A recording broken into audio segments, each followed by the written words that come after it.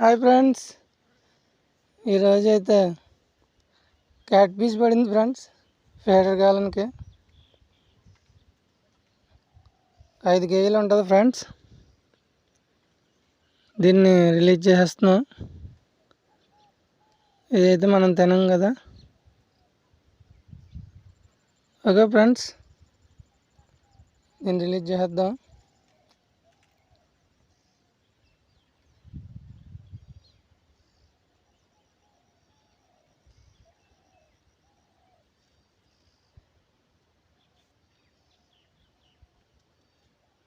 దీన్ని అయితే రిలీజ్ చేస్తున్నాం ఫ్రెండ్స్.